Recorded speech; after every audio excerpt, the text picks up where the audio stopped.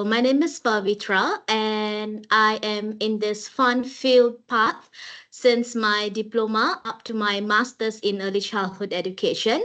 A little bit of my work experience. So I have previously worked as a preschool class teacher, followed by a preschool lead teacher, and currently I'm serving as the head of early childhood education department and also postgraduate lecturer where I teach both diploma and bachelor in early childhood students at Lincoln University College. Once again, welcome everyone, and I'm very happy to actually share and learn about play with everyone today. So before we dive in into our session today, it would be glad if I could know who is my audience for today. So could you please share your name and also like what are you doing? Like, are you a teacher? Are you a student? Are you a mommy that is seeking more information about play? All right. So feel free to share your name and what are you doing. Don't feel shy. Anyone? Any volunteers that would like to introduce yourself in this session?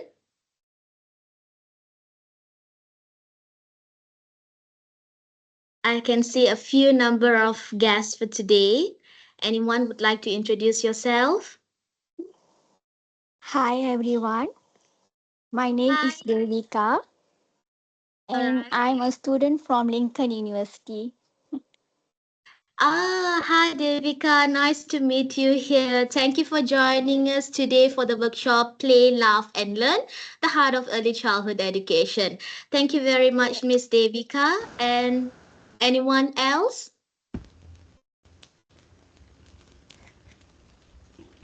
Okay. Good morning. This is Good just morning. this is Josephine from Lincoln University. Nice to meet you, Miss Josephine. Welcome to our session for today, this morning. Thank you very much for joining us. Mhm. Anyone else? We have Miss Devika, we have Miss Josephine. Hi Don't feel everyone, good shy. morning. Hi, good morning. I'm Pehara Geetandi. So I'm a student from Lincoln University. Thank you very much, Behara. Thank you for joining us for this session. Nice to have you here today in this morning. Thank you very much.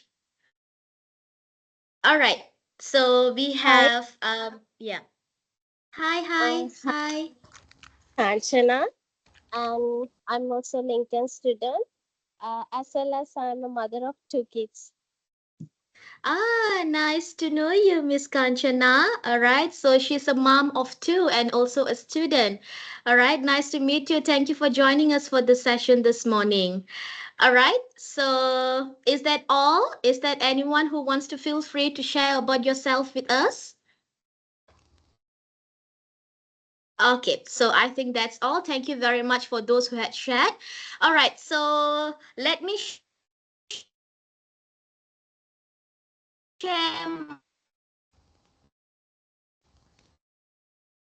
Can everyone able to view my slide for today?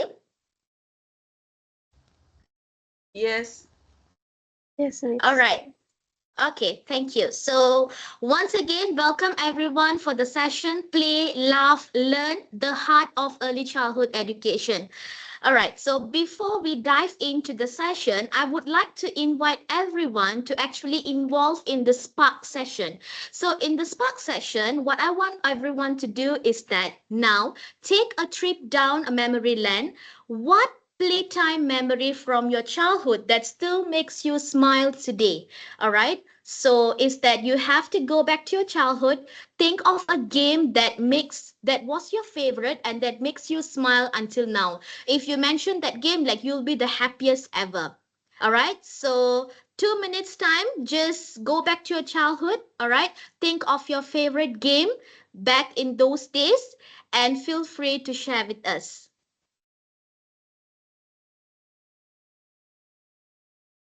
What is your favorite childhood game? All right. I believe each of us have different childhood games. All right. Different favorite childhood games. So what is yours?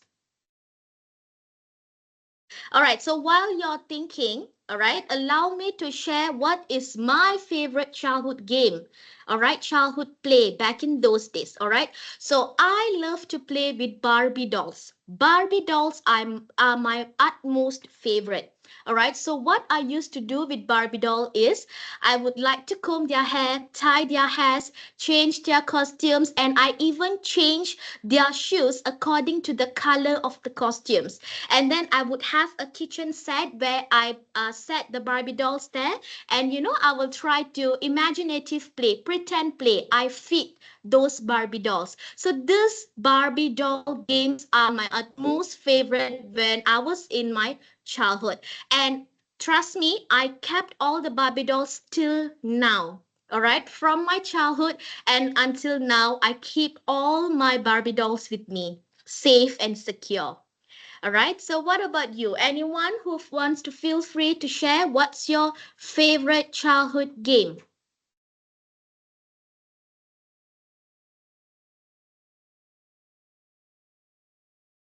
Anyone? Can I share mine? Hi, Miss Priscilla. Yes, please. Okay, I used to have this doll house. So we Mm-hmm. have like the small miniature furniture and all that.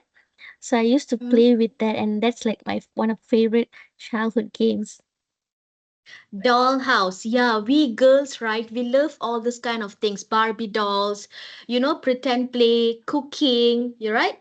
So thank you very much, Miss Priscilla, for your sharing. Myself is Barbie dolls, and Miss Priscilla is dollhouse. Do you still have the dollhouse, Miss Priscilla, with you? Do you still secure that dollhouse? Yes, actually, I do still keep it. Yeah, all right. We treasure our childhood games. Thank you very much for sharing, Miss Priscilla. What about others? Is there anyone who wants to share their favorite childhood games before we move on? Hi, Miss Pavitra. Hi, Miss Behara. For me, actually, I love pretend play. Like when I was a kid, I pretend to be a teacher. Like I'm wearing a sari and I'm writing on the wall, sometimes on the cupboards, and like I'm pretend to be a teacher. That's a nice one. Pretend play. All right. Back in childhood, it's very common among children that we involve in pretend play. We pretend ourselves as a doctor, we pretend ourselves as a police, sometimes as a thief, and Miss Behara as a teacher. So, what's your ambition? Is it to become a teacher?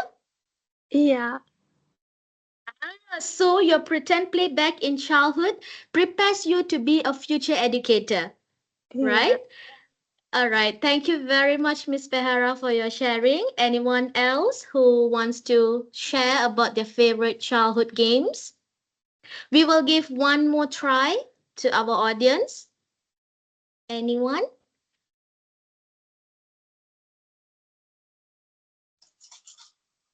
Hi, ma'am. Hi, Miss Sumitra, right? I'm Shafika. It's Shafika. Hi, Shafika. Shafika. All right. Hi, Shafika. Yes. I really used to play traditional games like Pallanguli. Indian traditional games. Am I right? Yeah, right. Okay. Like example of Indian traditional games that you would like to play? All Pallanguli have big. I think that game was so familiar in Malaysia too. I hear. Is it? Yeah. Uh-huh. Is it Chonka? Yeah, I think. No. Chonka. It's not like Chonka. Where you play with this tiny little marbles. Yeah, ma'am. Okay, so I think it's quite similar to Chonka, if I'm not mistaken, where you play with marbles. All right, small marbles. Yeah, All small. right, so that is your favorite childhood games. Yeah, ma'am. Sorry. All right. Thank you very much. Thank you very much, Sumaya, for your Shafika for your sharing.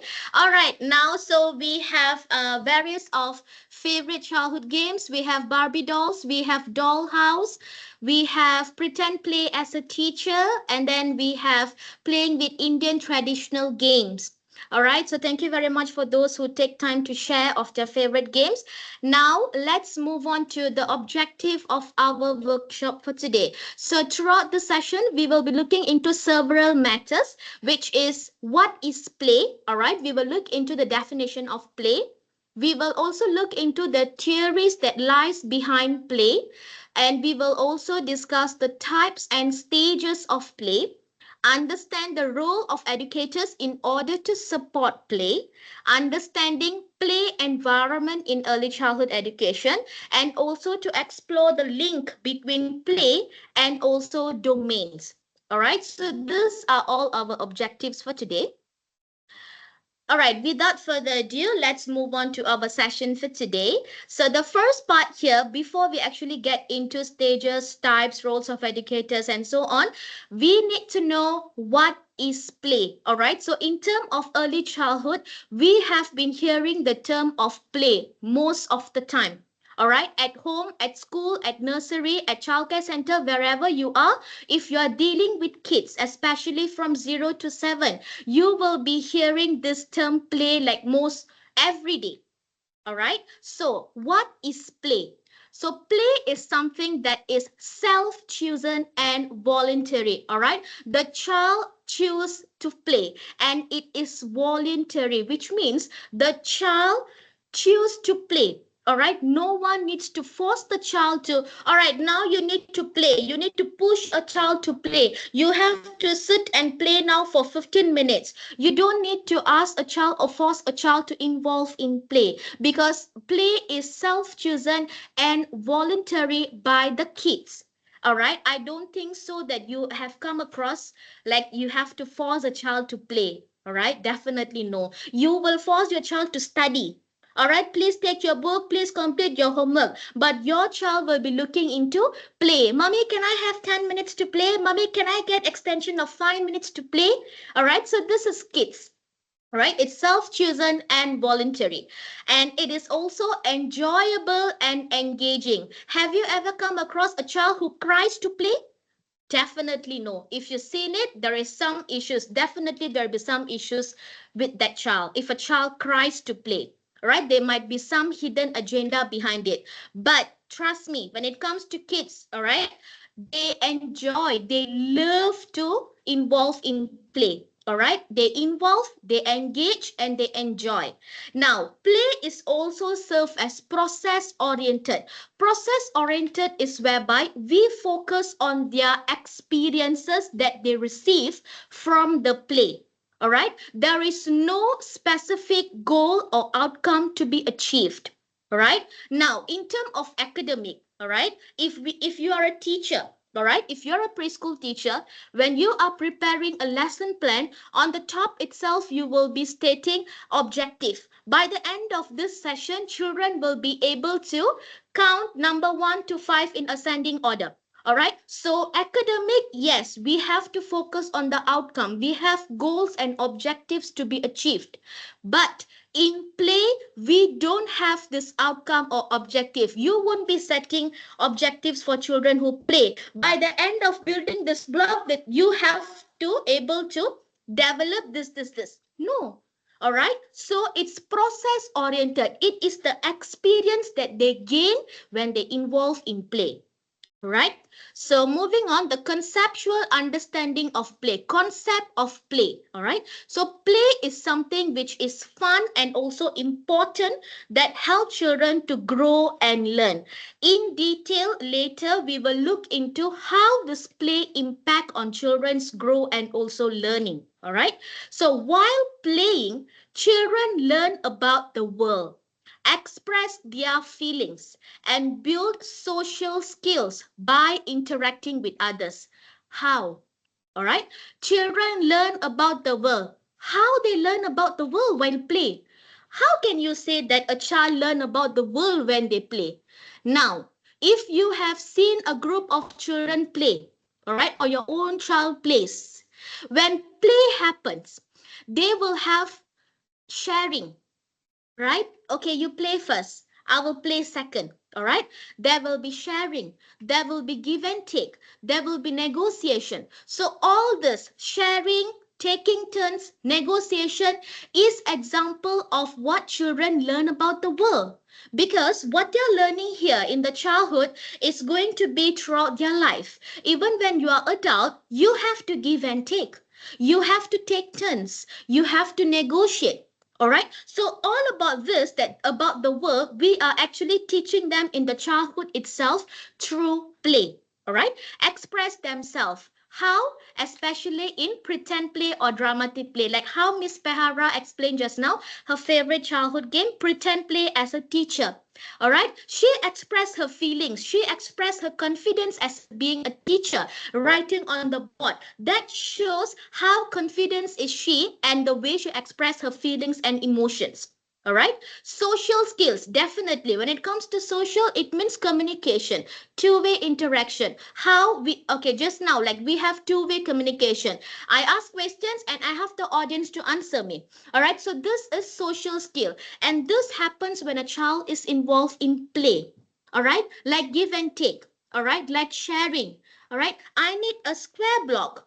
Can you have this? Can you give me one square block, and to replace it, I will give you a rectangle block. For example, there is social skills because they are communicating. All right. So this is basic conceptual understanding of play. Now, when we have play, we have been hearing this term importance of play, learning through play. Children learn better through play.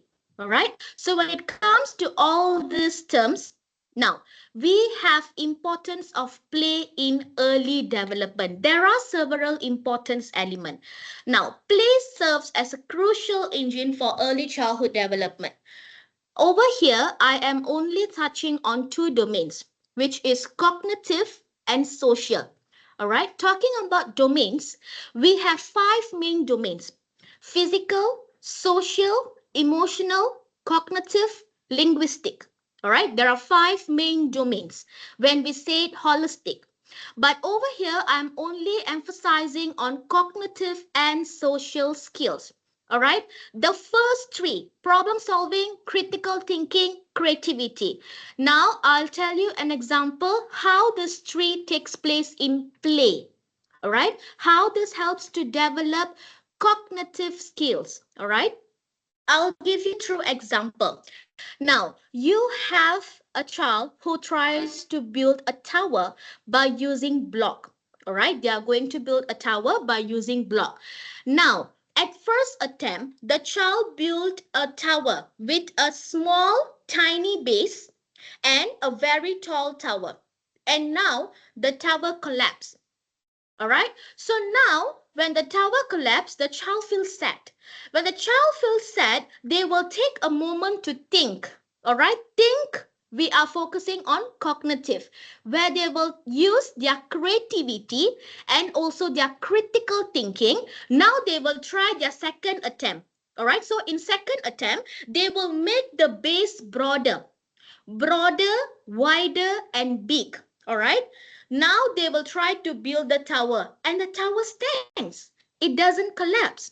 So now the child get a new knowledge that, all right, the child able to solve the problem. The child uses creative thinking. The child uses critical thinking, and a new knowledge has been established, which is in order to build a tall tower, I need a broader and wider base. If I have a small base, the tower will collapse. All right. So problem solving, critical thinking, creativity is how it helps children to develop their cognitive skills through play. All right. The below three, collaboration, negotiation, communication with peers. Now, these three elements here refers to social skills that develop through play. All right. So now, again, building blocks. All right. So now, these two, child A and child B, they collaborate. Collaborate means they work together. They work in pair to complete their construction. All right. So for example, what child A needs to build a tower. Child B needs to build a car. All right. So they collaborate among each other. They have the sharing among each other. They have negotiation among each other in order to complete the tower and also to complete their um, car. Now, throughout this collaboration, when child works in pairs, all right, definitely there will be communication, which is social skill. When a child communicate with one another, they develop social skills. Negotiation also. Now, as just now I explained, could you please give me a square block? To replace that, I will give you a rectangle block. All right, they negotiate between each other. I can only complete my tower if I have the square block. I can only complete my car if I have a rectangle block. All right, so now let's exchange. And now my tower is complete, my car is complete. With negotiation, there is communication. Can we negotiate without communication? Definitely no. When we want to negotiate, there is communication, two-way communication and response. That shows social skill. All right. So communication with peers, I have explained it in negotiation and collaboration.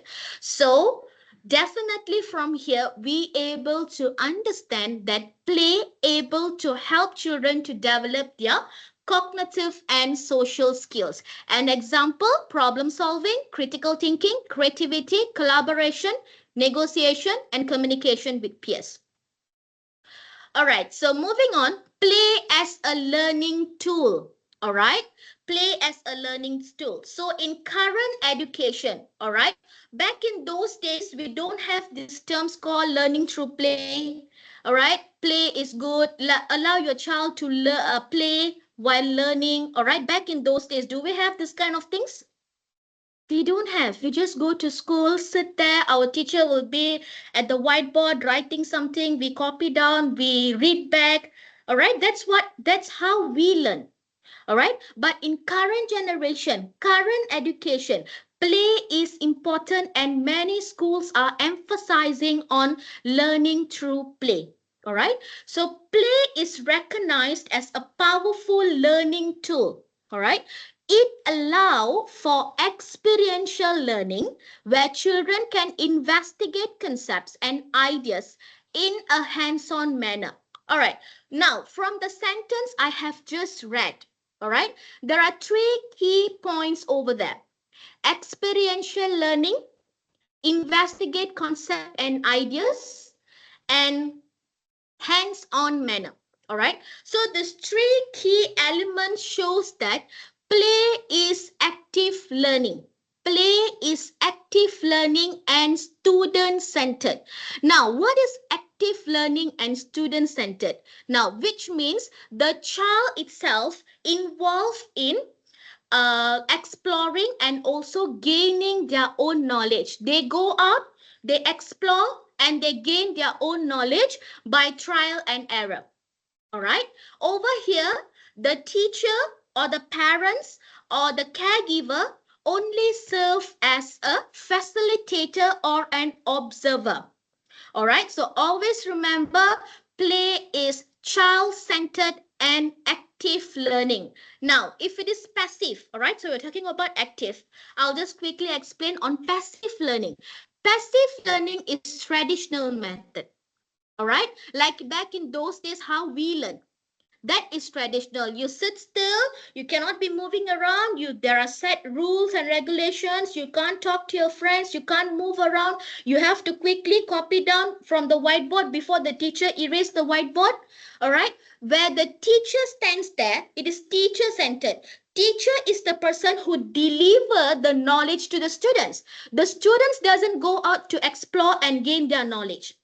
All right, so passive learning is the traditional method and it is teacher centered. So play is active learning and child centered. All right, and next is by integrating play based learning into curriculum. All right. If you integrate play in your curriculum, you will be able to address various learning style. All right. And adapt to individual needs, making learn more effective and engaging. All right. So whatever you are teaching, try to integrate play in it because children learn better through play. It's enjoyable rather than you're asking them to write on a workbook, on a worksheet. You're showing flashcard, you're showing charts. All right. Rather than that, engage in play. All right. Integrate the curriculum, integrate the subjects in play, and you teach them through play. And that's where they learn better. All right. So now we have talked about what is play, right? So whatever I've been explaining to you, it's not based on my assumption or because I believe that children learn better through play. I cannot be saying that. Whatever I've been saying or mentioning about play, it is supported by theory. All right. So let's look at the theories that lies behind play. So there are three main theorists who has contributed in play. Now, if anyone here are from the background of early childhood education, definitely you will be knowing these three, major theorists here. Jean Piaget, Levi Vygotsky, and Mildred Patton. All right, so let's look into the first theorist, who is Jean Piaget. So Jean Piaget is like the major theory that served in early childhood. He is a psychologist and he has come up with a theory called cognitive development theory. All right, cognitive development theory, and he has emphasized on four cognitive development stages. Four cognitive development stages, and the stages are the first one, sensory motor stage. Sensory motor stage, 0 to 2 years old. Pre-operational stage, 2 to 7 years old.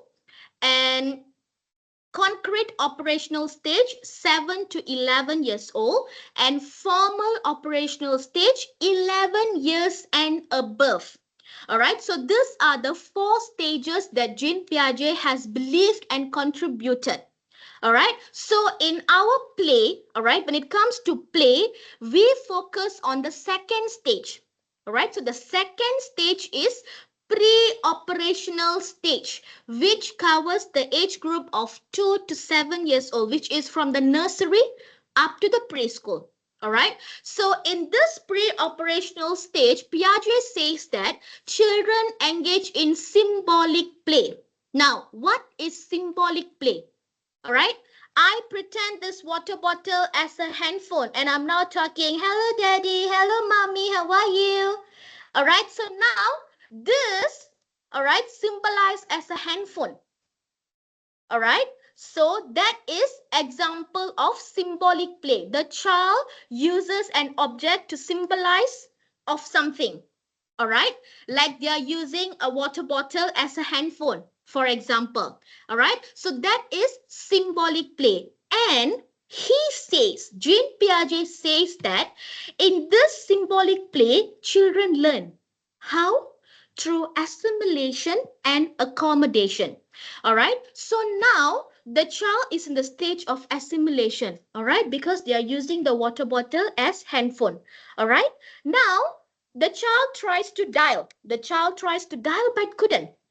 And the child is keep talking, but there is no response. Now the child goes through accommodation. Accommodation that this is not a handphone. I can't be communicating by using this. All right. So children learn gradually through the process of assimilation and accommodation. And the next stage is concrete stage. All right, so the concrete stage is the fourth stage, the last stage, which is 11 years above. So 11 years and above in Malaysia is that they are towards the end of primary school and in the beginning of secondary school. All right, so over here they involve in rule-based play. Rule-based play, which means you have rules in your play, which means it is structured play. Example, board games.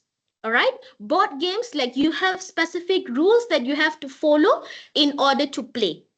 All right. So that is from Jean Piaget in regards of play. The second theorist who has contributed is Levi Vygotsky. So Levi Vygotsky is he focused on socio-cultural theory. All right, he states that children learn through their environment. All right, and he focused on zone of proximal development, which we say as ZPD. All right, so now example, you have a group of child A and a group of child B. Now, you assign the game puzzle for group A and group B. Group A able to complete the puzzle by themselves, but group B unable to complete the puzzle by themselves. They need help. They need scaffolding. If you see over there, I have the term stated there, scaffolding. All right. They need help. They need scaffolding. So what the term ZPD explains here is that what a child able to do by themselves and what a child able to do with the help of more capable peers or adults. Now, this child has completed. Group A completed. Group B is not completed. So, as a teacher, what can you do? You assign one student from group A to scaffold children in the group B. Scaffold, help. Or you as a teacher, you scaffold the children in the group B. All right. So with the scaffolding now, the group B children able to complete the puzzle. So he is saying that play happens and throughout the play, some of the children need scaffolding and they might be in the zone of proximal development. That is what Lee Vygotsky is trying to say. All right. And he states that pretend play, all right, pretend play like what Miss Pehara shared with us builds abstract thinking. All right. So actually, Jean Piaget and Lee Vygotsky, they doesn't touch much on play. All right. This is a little bit on play that they has shared and believed. All right. But the major theorists who have talked about play is Mildred Patton. All right. So Mildred Patton is the person who comes up with stages of play, and he emphasizes on 6 stages of play. We will look into it further. All right. Now, there is another question, mind pop, a quick mind pop before we move on. If you are given a chance, if you are given a chance to dive into a childhood activity, all right, it can be messy paint, it can be building blocks, it can be dress up, pretend play, whatever is it. All right, what would you choose and why? Anyone? If you are given an opportunity to go back to your childhood and involve in a game or activity, all right, what is the game or activity and why did you choose that? Anyone? Feel free to share.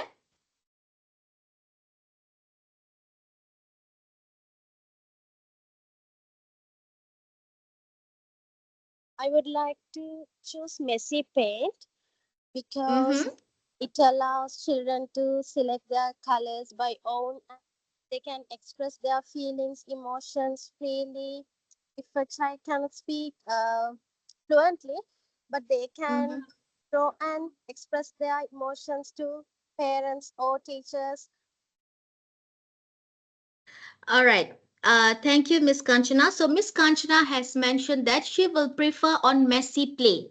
All right. So messy play is whereby you are given opportunity to just explore freely by yourself. You can play in mud, you can play in water, you can play in sand, or you can play with whatever is surrounding you that is given. All right, where you can freely express yourself. There is no rules and regulations. All right. I think every child will love messy play.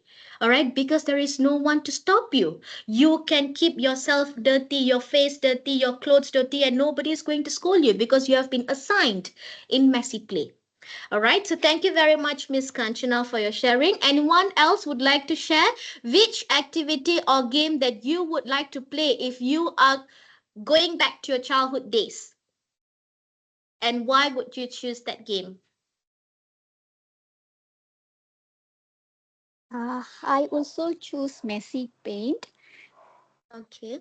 because it's make fun, and also I can use my hands to make the art, and Mm-hmm. from that I feel happy when I play with the colors. Ah, yes. All right. I think until now, if in your school or in your home, you can try this messy paint. All right. Where you have colors on your palm. All right. And you just give them a mahjong paper and just allow them to keep their handprint around the mahjong paper. Colorful.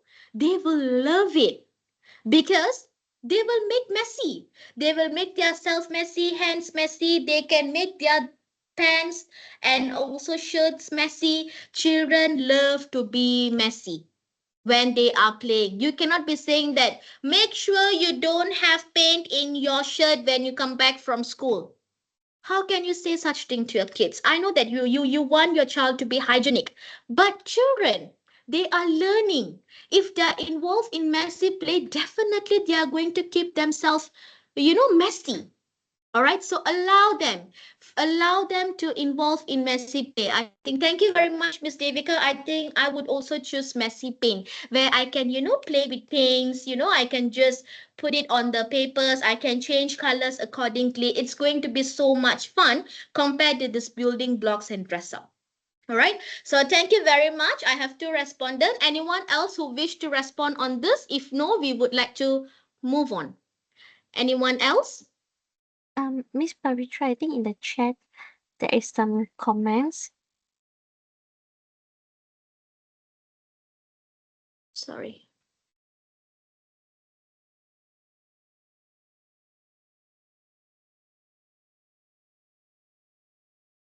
Oh, I can't view the comments.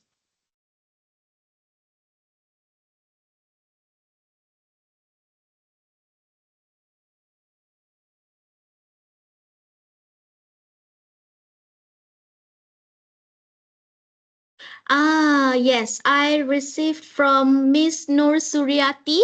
Miss Nur Suryati, sorry, I couldn't on my mic. Messy paint, all right? So Miss Nur Suryati has mentioned that she will prefer to choose messy paint because it can be more creative and imaginative, and also to develop their fine motor skill, their senses. They are using their hands, their fingers, they are using their senses and fine motor skill.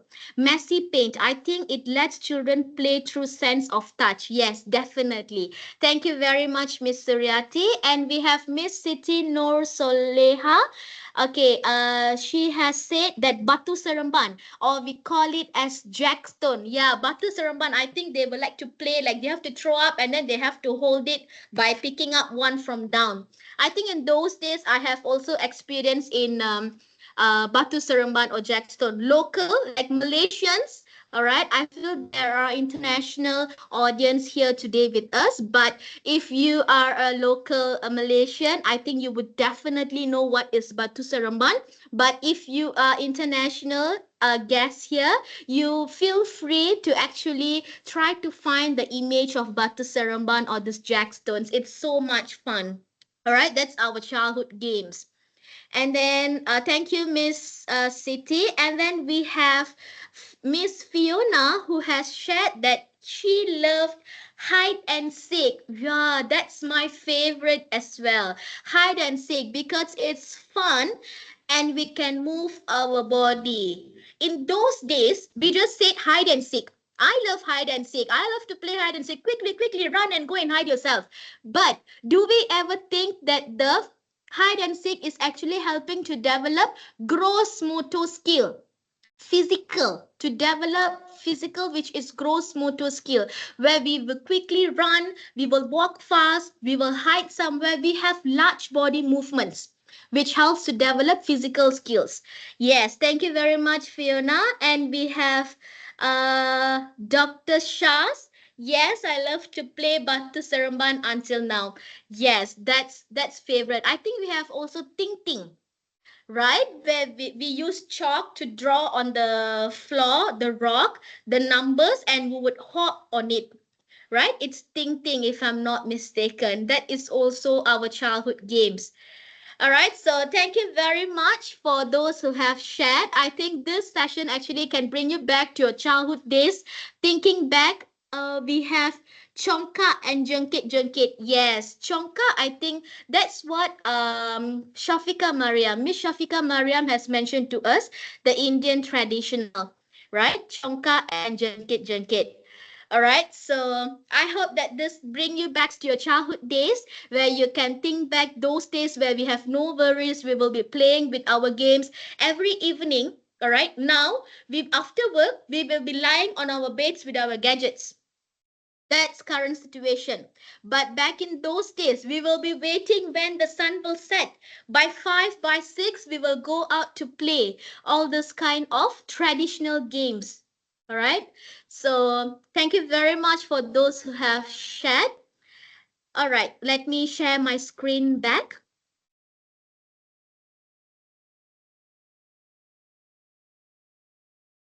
All right, so thank you for those who have shared. Thank you very much. So moving on to the stages of play. Just now I have mentioned Mildred Patton. Mildred Patton is the theorist who has come up with stages of play. So now, who is this Mildred Patton? Mildred Patton is a sociologist, and what he believes is that how a child grows gradually is how play experience also grows gradually. All right.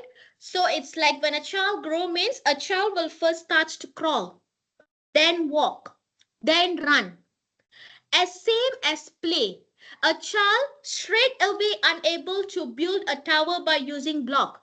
Definitely no. All right. So they will start from observing, and then start to play alone, and then start to play with friends.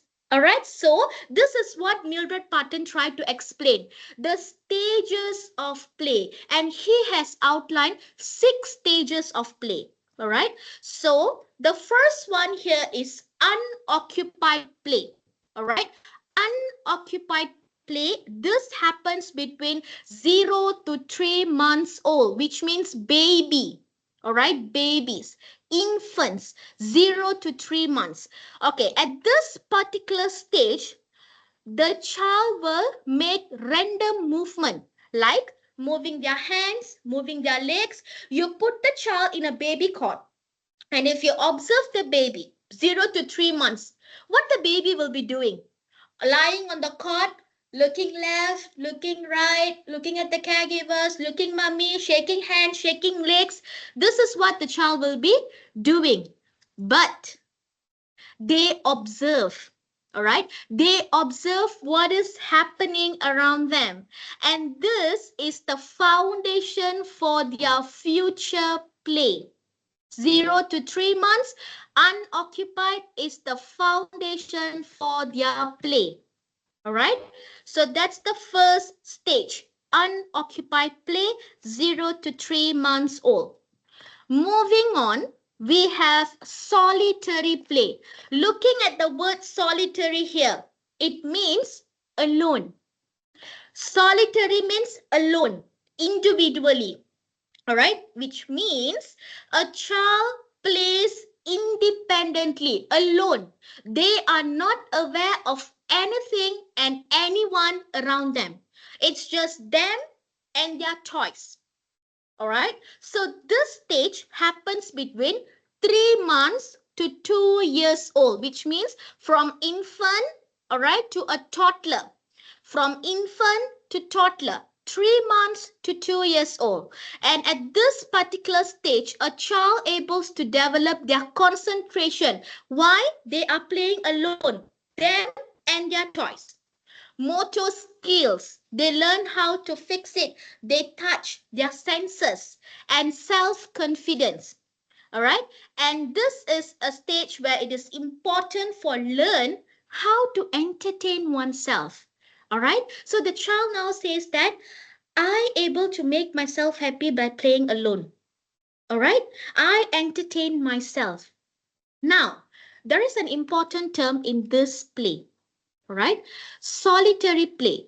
During this play, this stage, there is high possibilities that a child involved in private speech. Remember the term private speech. Now, what is private speech? All right. The child talks to themselves, talks alone, communicate to themselves. I can do it. I can do it. Now let's try to fix this. Oh, it can't fix. Maybe it should go to the right. Maybe it should go to the left. All right. The child talk to themselves, communicate to themselves. And that term is called private speech. All right. And this happens to build their confidence. The child will talk to themselves to build their confidence. All right, now let's do it. Let's try it. Let's do it. I can do it. I can do this. All right. So now, if you observe this at your home or at your school, don't be scared. Don't be calling the mommy or daddy, daddy, daddy. Something happened to our child. Something happened to our child. Our child is talking alone. Don't be scared. It's private speech. The child is gradually experiencing the play. All right.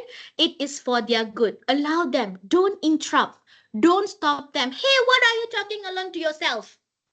Don't stop them. Allow them to talk freely. That will help them to gain their self-confidence before they move on to the next stage. All right.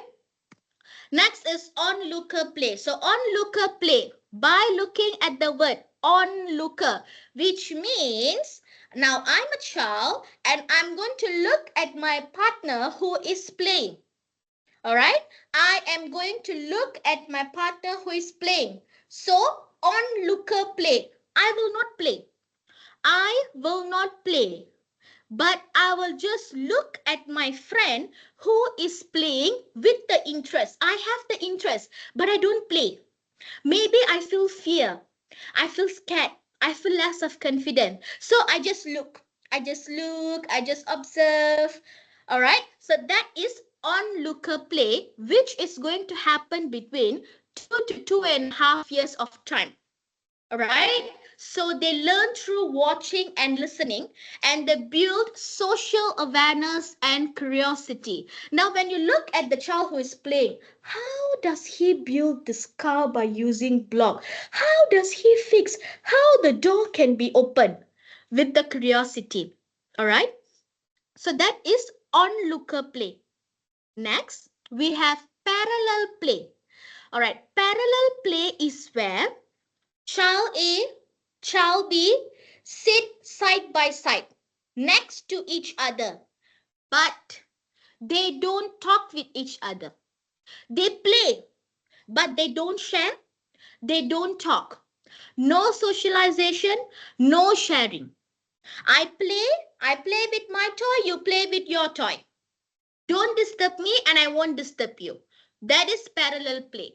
Playing side by side without interaction. All right. But this stage is a stepping stone to learn social interaction because they are already with their friend next to each other. They are playing, but it's just that they are not communicating yet. All right. So this happens between 2.5 years to 3 years old. Next is associative play. All right. So associative play happens between 3 to 4 years old. This is between the nursery and the preschool. End of nursery, beginning of preschool, 3 to 4. All right. So at this stage, now the child able to start sharing and interacting. All right. Now the child plays together. All right. These two child sit next to each other. They talk. They talk. They share. But no rules or no goals. All right. They are beginning. They are starting to communicating. So you see, it develops languages and early social skills. And the last stage by Mildred Patton is cooperative play. And this happens 4 to 6 years and plus, which means they are fully in preschool years. Preschoolers. Preschoolers involved in cooperative play. Now, in this stage, the child works together with everyone in an organized play. They have rules, they have goals to achieve, they take turns, they follow rules, they solve problems together. They have teamwork, they have communication. You assign them in a group of five. A group of five, they're able to take turns, socialize, and complete a play. All right, so that is cooperative play. So if you see, gradually from unoccupied play up to cooperative play, it is the stages that happen gradually. All right, so that is what Mildred Patton has contributed. Stages of play. All right, so now I hope you all understand. Now let's check your memory and your understanding. Now there is a picture over here labeled A, B, C, D, E, F. Now, could you please say which is unoccupied play? Unoccupied play is the child just observe. Just observe. All right. I know it should be baby. There is no baby in this picture, but on unoccupied play is that the child, the baby, just observe, move their hands, fingers. Over here, it's just observe. Now, which is unoccupied play? A, B, C, D, E, F. Which is unoccupied play? They are not looking at any toys. They are not looking at anyone who play. All right. They just observe around them. I think Anyone? it's A and C. A, A, And C. A and C. A, A. C. All right. C. Some answer C. Some answer A. Anyone else? Now, unoccupied play, they won't be looking at someone who is playing. They will be just observing. All right. It should be baby, but there is no baby here. They will just observe their surrounding. Not watching other people play. Now, think twice. What is the answer option? A, B, C, A or C? A. All right. So the answer is A. All right. The child is observing around them. The baby, it should be baby, observing around them. Their movement is just looking around, move their hands, move their legs, move their fingers. That's all. All right. So the answer is A. Now, which is parallel play? Parallel play. C. C. Think twice. Parallel play. Parallel means Parallel. E. E. E. I G G. G. No, think twice. E. Parallel. Okay, let me E explain. means Parallel play is no, D. two. D. Who said D? D like dog. D. D. All right. Yes. All right. So yes, the answer is D. D. D. All right. Because parallel play is where two children sit side by side next to each other, but they don't talk. They don't talk. They just play their game. Over here, if you see picture D, there is two child doing art play, but they don't communicate with each other. Both of them are drawing. All right. So the D is parallel play. Now, which is onlooker play? onlooker play? C. C. C. C. C. Miss C. Fabi, C. C C. means Yes. C. C. Very good. So C. Now the boy, the little boy, is observing the boy next to him who is playing with dinosaurs. All right. So he is involved in onlooker play. All right. Very good. Which one is associative play? Associative play. Okay, let me explain. Associative play is where children next to each other, all right, two of them, and they start to communicate, have socialization. Which one? material. E. E. E. E. E. E because they play the same material. Yes, they play the same material and there is communication. The boy is asking something from the little girl. All right, so E refers to associative play. Which one is solitary play? Solitary play. B. B. B. B. B. B. Very good. B. Where The a answer is child? B. Yes, B. the answer is B, boy. All right, thank you. The answer is B, boy. Why? The child is alone with their toys. All right, playing alone with his toys, which is solitary play. And the last one, which is cooperative play. F. F. F. F. Yes, F. All right, where they are group of three. Group of three able to play together in one game. They have sharing, they have negotiation, they have give and take, they have communication, which is socialization skill. All right, so I hope that you understand the 6 stages of play from unoccupied to cooperative play. All right. Thank you very much for those who responded. Thank you very much. All right. So now let's move on. That was stages of play. 6 stages of play by Mildred Button. Now, types of play. All right. So, sorry, someone's mic is on. Direct. Someone's mic. Thank you. Thank you. All right, so the next one is different types of play. Stages done. Now let's look at what are other types of play that a child can involve. Now, there are a few that I've listed here. The first one is symbolic play. I have mentioned previously symbolic play. Now, this water bottle is my handphone.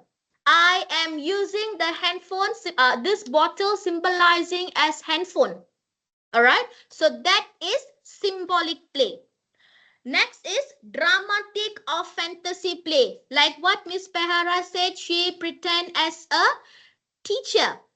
All right, dramatic play. Or a child who dress up like Cinderella, Rapunzel. All right, so they involve in dramatic or fantasy play. Competitive play. All right, when we look at the word competitive, which means the child compete, competition. All right, example, running race.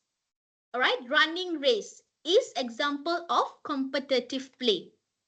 Physical play. All right, so talking about this physical, there are two things. There are two key elements: gross motor skill, fine motor skill. Gross motor skill refers to the large muscle. Fine motor skill refers to small muscle. Example of gross motor play. All right, gross motor, which is large muscles like running, hopping, jumping, swimming, skipping. All this comes under gross motor play. Large muscles, large movement of hands, legs, and body. Whereas fine motor skill is the uses of your fingers and hand-eye coordination. All right. So example here is coloring, scribbling, messy paint. Messy paint just now helps to develop fine motor skills because they use their fingers, they use their palm. All right. So there are two terms in physical.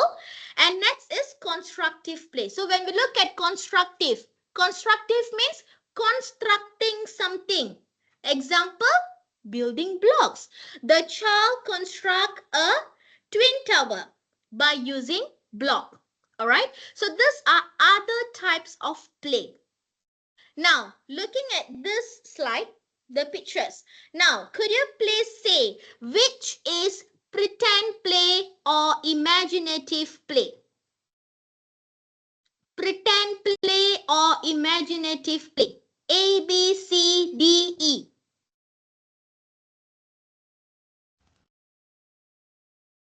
Anyone? C. C.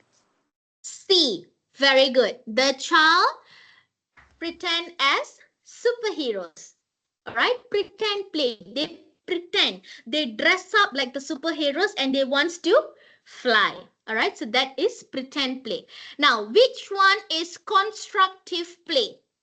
Constructive play. D. D. D. D. All right, they are constructing D something by using, yes, D. D. All right. They are constructing something by using blocks and some woods, if I'm not mistaken, over there. All right. Very good. Which one is symbolic play? A. A. A. A. A. Very good. Now the child is pretending that the banana is a handphone. All right. Symbolize banana as handphone. Which one is physical play? B. B. B. All right. Very good. B. Now, you tell me, looking at the picture B, this is a fine motor skill activity or gross motor skill activity? Gross Gross motor. motor. Gross motor, where they use large muscles. And the action that the child is doing is jumping or hopping, something like that. All right. So it uses large muscles. All right. And the last one, which is competitive play? E. E. E. All right. E. The last one, where in a competitive play, there is someone who wins, someone who loses. And there is rules and regulations to follow. All right. Very good. I think that y'all have a clear understanding, stages of play, types of play. All right. Thank you very much for those who responded. Thank you. Now, looking at these images here, these are another types of games or play that you can allow your children to involve. Looking at the first picture is sand play. All right, sand play. Now, what a child can learn through sand play? Through sand play, a child able to develop their constructive skill because by using sand, they build castle. Right? So that is one example and one development that a child can develop through sand play. Looking at the next picture, water play. All right. Children love this water play. How long you place them in a pool with full of toys, they won't have heart to come out from the pool. They will love to stay in the water and the pool. All right. So what a child able to develop through this water play? All right. Measurement skills.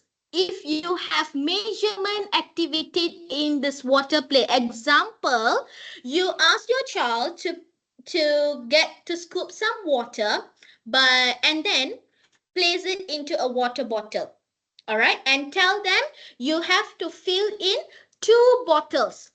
All right. So over here now the child is learning how to pour. All right. Measurement, 2 bottles, fine motor skills to carry and pour without dropping the water. All right. So that is example of water play. And if you look at the last picture below there is a cute little baby there involved in messy play. All right. Messy play. Look at the child. Observe the child. Messy play from the hat that the child wears up to the child's toe. Everything is messed up. I think that's chocolate or some kind of things. All right. So this is messy play. You provide them the freedom to play, to explore. And during this play, the best that the child develop is their senses. Sensory. Most probably their fingers, their hands. All right. That's the best learning that a child will get through the messy play. All right. Not only this, the basic thing. I can tell you the simplest play. Okay. If you have child at home, mummy who cooks. I think I have explained this to my students. All right. When you are cooking, all right, and your child is alone, no one to take care of your child. You bring your child to the kitchen. I know it's dangerous because there are a lot of hazardous objects in the kitchen. You bring the child to the kitchen. You give them some empty bowls, plates, not the ceramic one, the plastic ones. All right? Give them few sorts of vegetables. Let them to squeeze, let them to, tear, let them to do anything that they want with the vegetables. Observe them. Okay, make sure you observe them. Now, that you can integrate play over there. Simple thing. Kitchen, while you're cooking, you integrate play and learning. All right, now your child has tomato. Your child has okra. Your child has brinjal. Teach colors. Now, little baby, what are you holding in your hand? You hold a tomato. Tomato starts from what letter? T. How does T sound? T. All right. And what color is the tomato? It is red. Can you find any other objects in our kitchen that's color red? All right. That's already a play.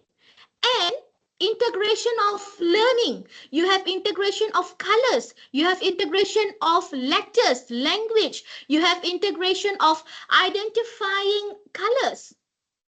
All right. Very simple. This is what you can do. But most of the mummies, what you'll do? You'll be very tired coming back from work. All right. Go to the kitchen. When a child comes to kitchen, go in front and sit. Go to daddy, go in front. Nothing to do in the kitchen. You chase your child out. Give them some space, give them some material, encourage them. Already a learning. If you repeatedly do that, now your child will be able to pronounce or identify types of vegetables, types, colors, right? It's very simple. All right. So it's our perspective, how we look play, how we look at play. How are we going to implement this play? All right. So the next is role of educators.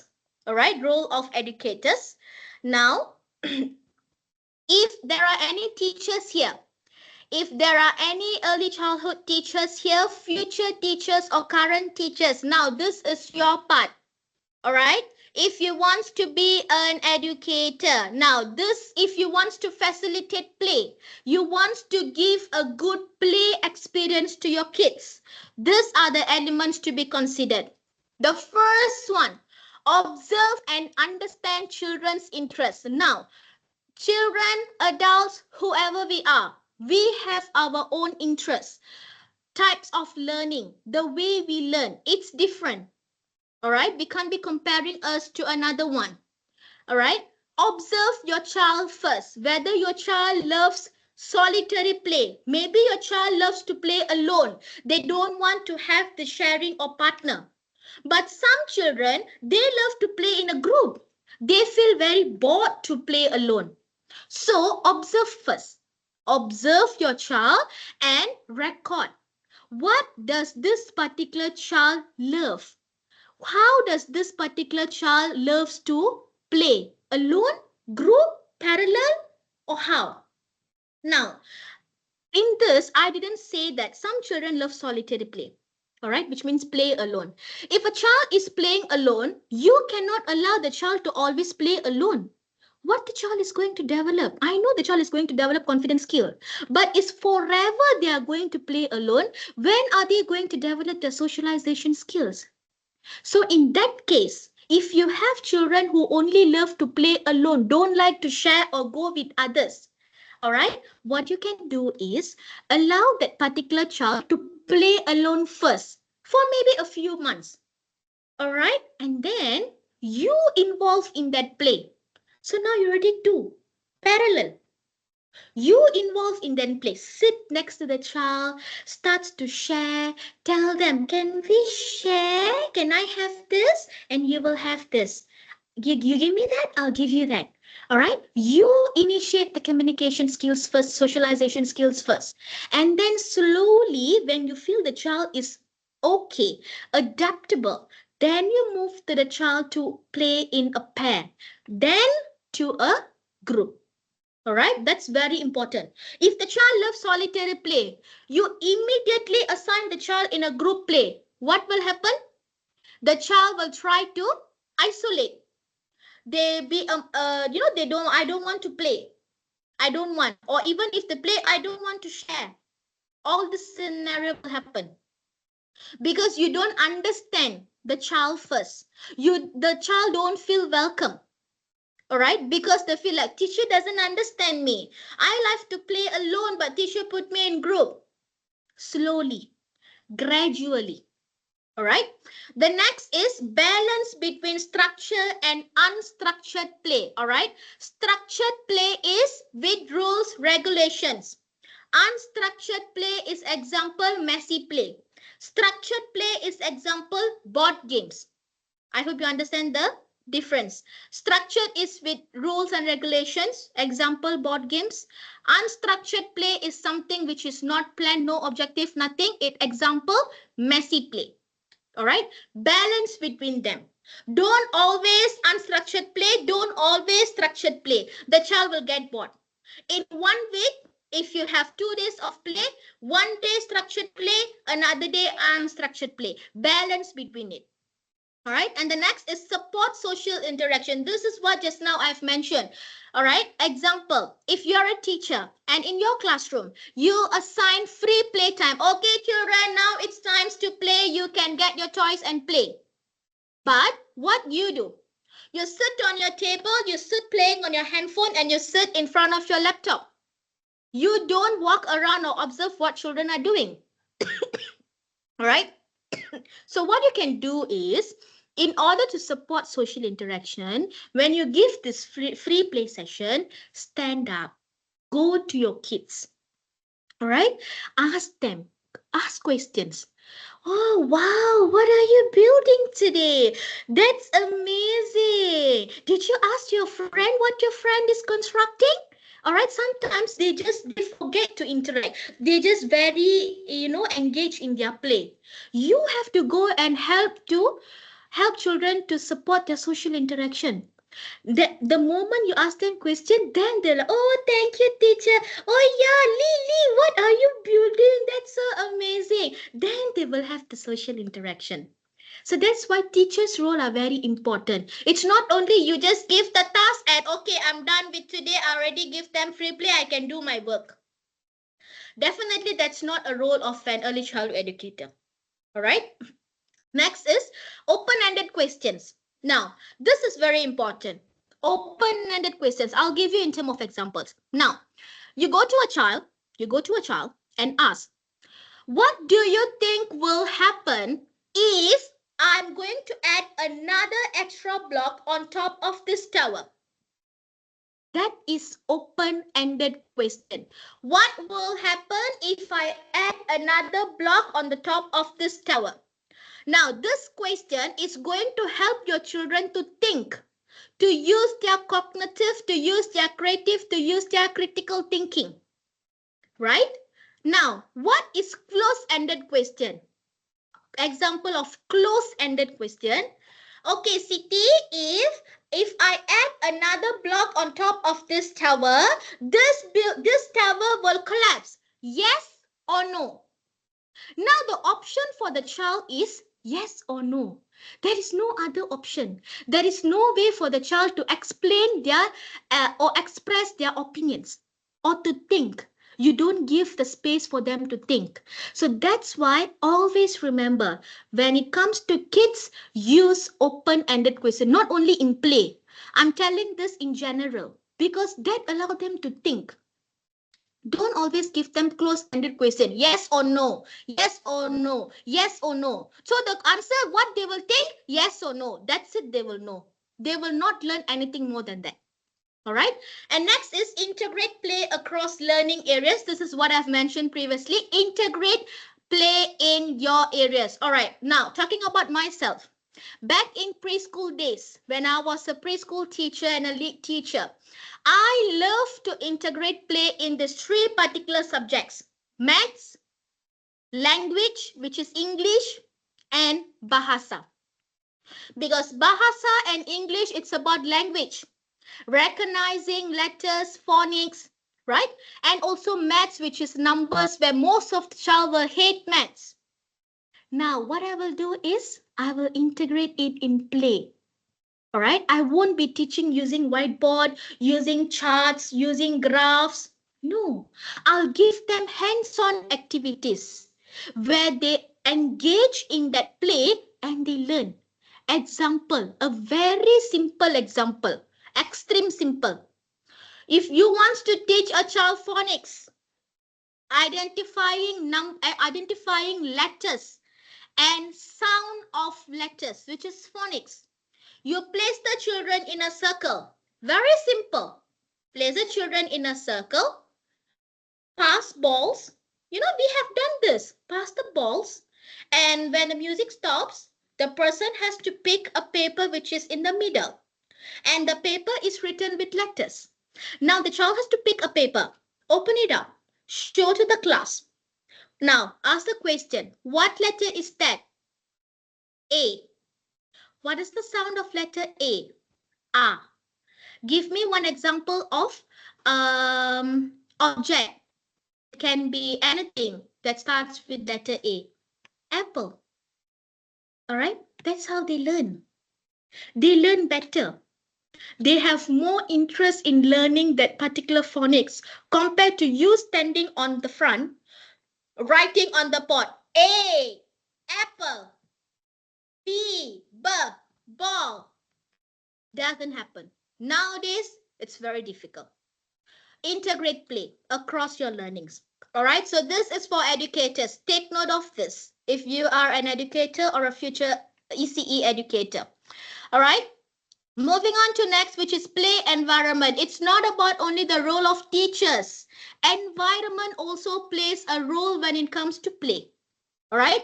The first thing, make sure the environment, the play environment is safe and secure, which means the play environment should be avoid from any hazard objects. All right. And it's secure for the children to move around spaciously and play. All right. The second is stimulating and engaging. Make sure the environment is bright, spacious, good air ventilation, have sunlight, have windows. All right. It's not that like a dark room, like a jail. All right. It's only black. Everything is black in color. Everything is white in color. No charts, no flashcards, no colorful, nothing. How do you think that the child will come in to play? The child will feel like, oh, this room looks scary. I don't want this. I don't want to play here. It looks scary. That's the response that you will get. All right. So make sure the environment is stimulating and engaging. Next is open-ended materials. So example of open-ended materials are blocks. All right. Why? Because blocks is where the child able to utilize it to several construction. With blocks, the child able to construct tower, the child able to construct a gun, the child able to construct a car, the child able to construct a truck, various things. It's not one, more than one. Use their creativity. All right. So that's why use more on open-ended materials. Okay, next is zones for different types of play. We have different types of play, right? We have seen previously. All right. Solitary play and cooperative play. Two different things. Solitary play, play individually, which means the child loves to be in silent, no noise. Cooperative play, playing in a group and it's very noisy. You can't be keeping the two play zones in one area. The solitary play child will get annoyed. So if you have play areas, separate it. This is for cooperative play. This is for solitary play. If you feel like today you don't feel like going to play in a group, you feel like disturbed, you feel wants to play alone, you want to be alone, you want to be in a quiet area, go to the solitary play zone. All right. And next is hygienic and well maintained. Make sure the toys are sanitized at least twice or once a week. Sanitize the toys. Make sure there is no small toys, sometimes because the child can just put it in their mouth. Children love to put things in their mouth, especially infants. All right. They love to put objects in their mouth. They might swallow it and get choked. All right. So these are environment that you should follow. All right. So the next is play and learning domains. Over here, I'm touching on 4 domains, which is cognitive, physical, and social emotional. All right. So talking about cognitive, I think we have gone through it, where through play, a child able to develop their cognitive skill. You remember the first slide in the beginning I've mentioned? All right, cognitive development, where they have this critical thinking, problem solving, and creativity. So all that comes under cognitive development. Next is social and emotional play. You remember I've also explained this in the in the first slide, where through play the child socialize. They have communication. So through this they are developing their social skill. And emotional. When it comes to dramatic play or pretend play, they pretend themselves as Cinderella, for example, and they express their emotions. And so that's why play helps to develop their social and emotional skills. And the last one is physical skill. This also have been explained in previous slides, where we have gross motor skills and fine motor skills. And overall, play helps to develop their physical development. All right. So we are going to come towards the end of our session. All right. So we have come across a lot of things about play. All right. But before that, let's think back. All right. In the first slide, the spark session, I have asked on what is your favorite childhood games that make you smile until now.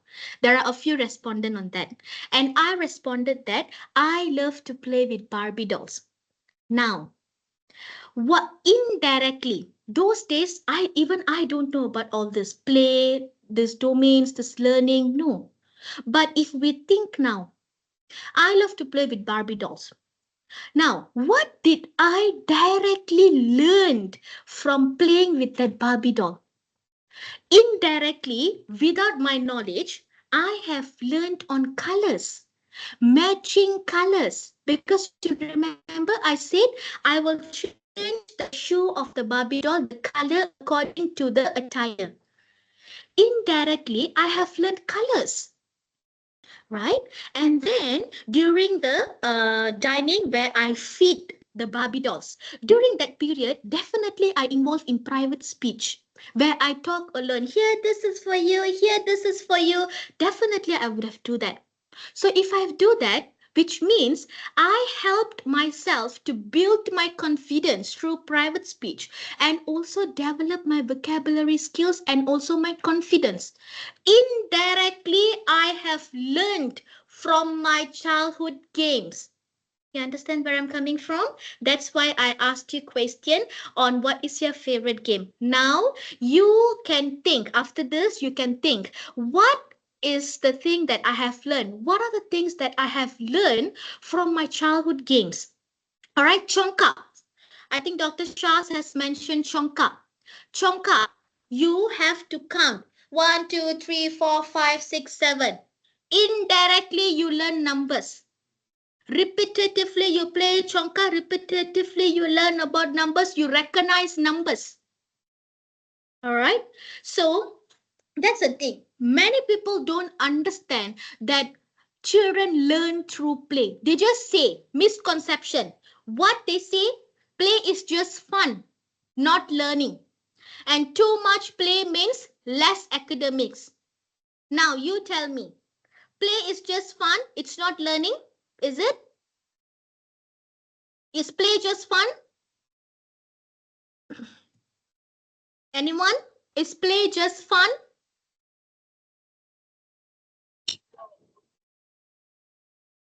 No. No. No. No.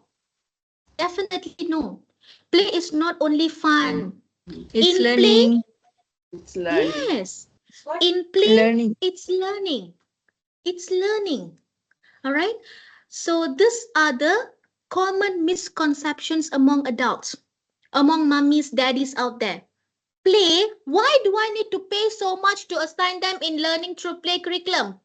They are just going to play from morning till afternoon. They are playing. What do they do? What do they study? Then my children won't be able to recognize numbers. My children won't be able to recognize letters.